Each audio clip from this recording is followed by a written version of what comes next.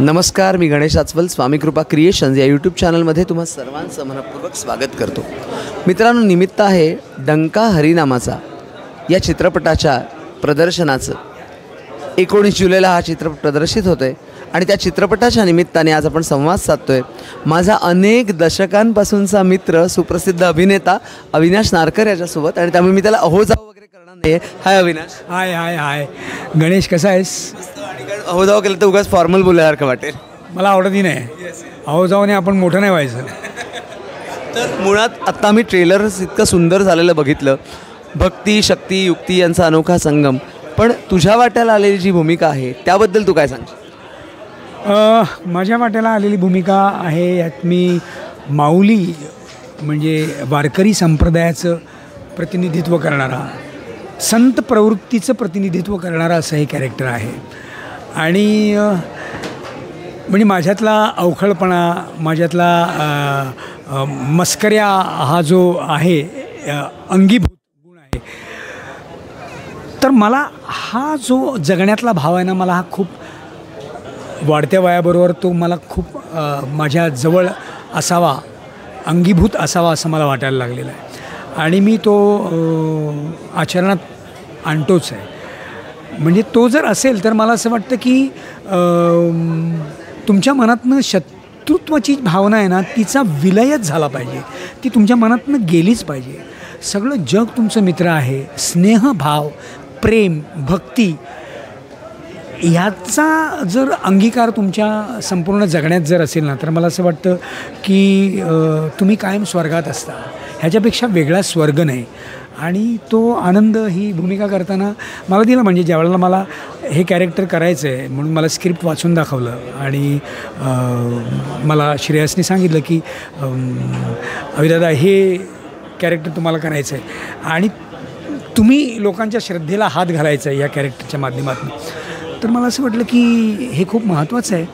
कारण श्रद्धा, भक्ती ही काय केवळ गणेश देव ही जी संकल्पना आपण म्हणतो त्या एका संकल्पनेवरतीच किंवा देवावरती श्रद्धा, देवावरची भक्ती असंच आपल्याला म्हणून चालणार नाही.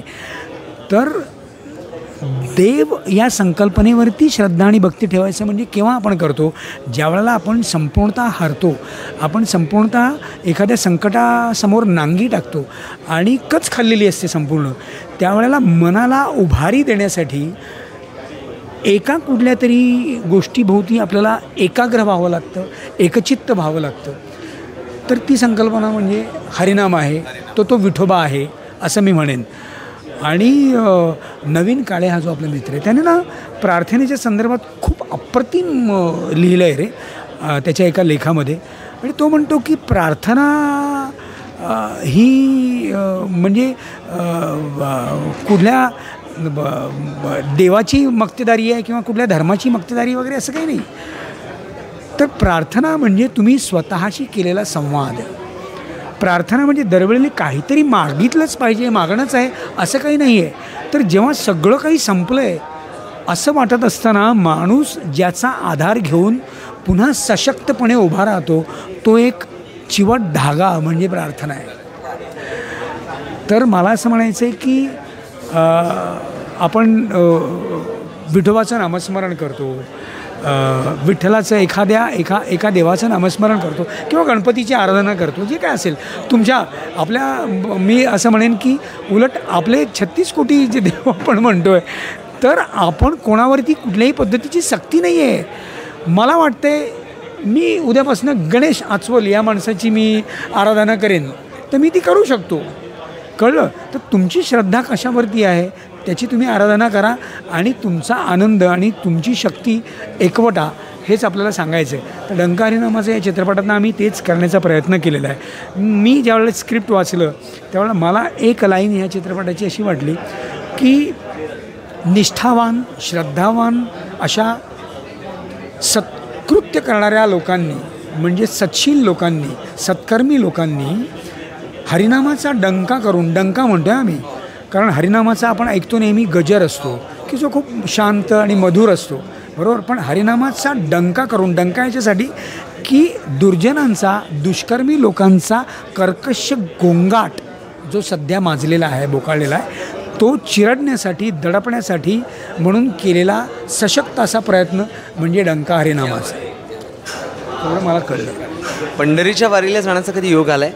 पंढरीच्या वारीला मी आत्ता म्हणजे जाणता झाल्यापासून काही गेलेलं नाही आहे. मी लहानपणी खूप लहान असताना ॲक्च्युअल पंढरपुरीच्या वारीला आई बाबांसोबत गेलो होतो, आईवडिलांसोबत. पण तेव्हा मला काही कळत नव्हतं तेवढं. त्यांनी आईने मला कडेवर वगैरे घेऊन गेली असेल, पण आम्ही वारी एकदा केलेली आहे. पण त्याच्यानंतर विठुरायाचं दर्शन ज्या वेळेला चित्रपटाचं प्रमोशन असेल किंवा चित्रपट प्रदर्शित होतो आहे म्हणून जाणं झालं असेल किंवा नाटकाचे दौरे असतील, त्या निमित्ताने पांडुरंगाचं दर्शन अनेक वेळेला घेतलेलं आहे. पण ज्या वेळेला त्याचं दर्शन घेतलेलं आहे त्या वेळेला एक अद्भुत असा अनुभव मला मिळालेला आहे. एक खूप वेगळी ऊर्जा घेऊन मी पांडुरंगाच्या दर्शनात मिळालेली आहे, ती घेऊन आलेलं आहे. आणि खरोखरच हा पांडुरंग तुमच्या चित्रपटाला यश देऊ ही तुला शुभेच्छा आणि प्रतिक्रिया दिलीस त्याबद्दल धन्यवाद. आणि चॅनलला सबस्क्राईब करा, व्हिडिओला लाईक करा, शेअर करा. धन्यवाद.